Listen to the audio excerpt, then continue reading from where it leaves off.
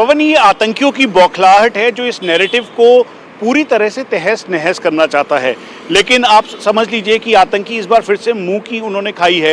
ये 26 जाने पूरे भारत में इसको लेकर रोष है। लेकिन सबसे इम्पॉर्टेंट यह है कि जम्मू कश्मीर में जब भी कभी आतंकी हमले पहले हुए तो उसके बाद जब बंद हुआ तो बंद इसलिए हुआ ताकि एक तरीके से अनसेट समर्थन था।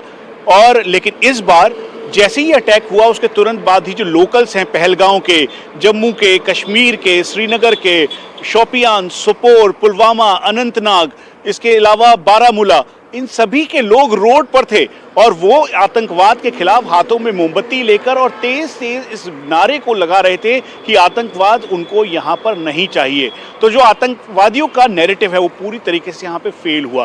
पूरी इकॉनमी जम्मू कश्मीर की इस टूरिज्म के इर्द गिर्द घूमती है और ऐसे में आतंकियों ने सोच समझकर पहलगांव के इस टूरिस्ट स्पॉट को निशाना बनाया ताकि जो पिछले साल यहाँ पर या आर्टिकल 370 के एब्रोगेशन के बाद से लेकर अभी तक जो टूरिस्ट का फ्लो हुआ है उसको ये पूरी तरीके से निशाना बना सके और आने वाले 2 महीने बाद जब अमरनाथ यात्रा होगी तो उस पर भी इसका असर पड़े।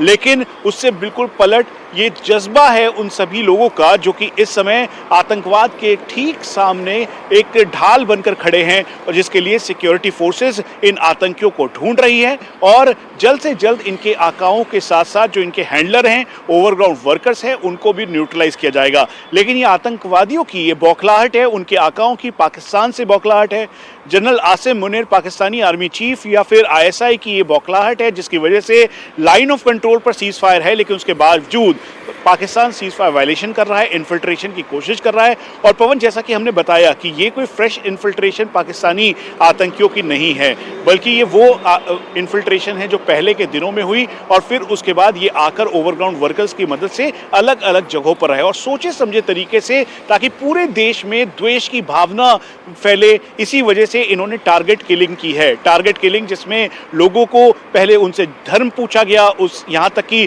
कुछ लोगों ने जब डॉज करने की कोशिश की तो उनके साथ दुर्व्यवहार किया गया, उनको पूरी तरीके से सेमी नेकेड करके वो यहाँ तक कि उसको फायर किया गया उनके ऊपर और फिर उसके बाद जब महिलाएं थी, बच्चे थे, उनके साथ भी दुर्व्यवहार करते हुए उनको साइड किया। तो ये एक पूरा सिंडिकेट था आतंकियों का और इसी नेक्सस को तोड़ने के लिए अब भारतीय सुरक्षा एजेंसीज उसके साथ साथ जो भारतीय सेना है वो अग्रेसिव ऑपरेशन कर रही है।